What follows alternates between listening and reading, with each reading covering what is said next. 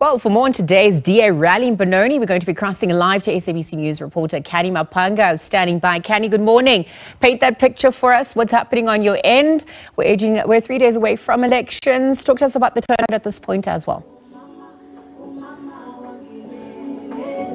Well, good morning to you, Liesl, and to the viewers at home. I'm coming to you live from the Willowmore Stadium in Benoni in the Gauteng province, where the official opposition will be closing off their quote-unquote rescue plan for South Africa. You may remember that a couple of months ago, the DA launched their campaign to quote-unquote rescue South Africa, taking advantage of the number of socioeconomic challenges that were present 30 years into democracy, offering themselves as a viable alternative to South Africans. Some of that DA's rescue plan, if we quickly rehash that, Liesl, is to 1, create 2 million jobs, 2, end load shedding and water shedding, 3, halve the rate of violent crime, 4, crush corruption, 5, lift 6 million people out of poverty, 6, triple the number of grade 4 learners who can read for meaning, and then 7, ensure quality health care for all. So now you may remember that the DA has come from the 2019 polls at a loss to the Freedom Front Plus, where a number of their conservative voters turned to that political party at the time.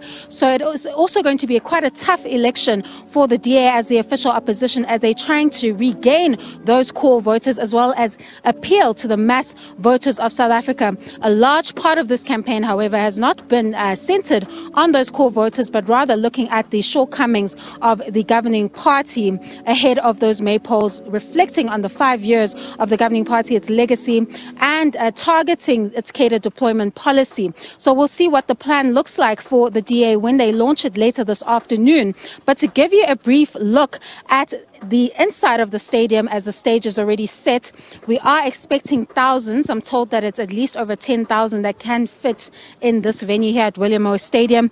As you can see, this is the final rally, the final opportunity for the DA to grab those voters ahead of the May polls and secure their spot, if not as the official opposition of the country. We know, again, as I've repeated, Liesl, that they are emerging from the 2019 polls with the loss largely attributed to the Freedom Front Plus, and we know that analysts are predicting the Freedom Front Plus to do much better in the 2024 polls. So while there's a lot at stake for the governing party, this is an equal task for the official opposition that has faced a number of challenges and has presented this rescue plan for South Africans. It remains to be seen when DA leader John Steenhuisen presents this plan, Liesl, whether or not it will resonate with the mass South Africans that are looking for a number of solutions to South Africa's socioeconomic challenges. Of course, SABC News will be giving you that speech live when it takes place later this afternoon, and we'll continue to give you those hourly updates as the official opposition brings a close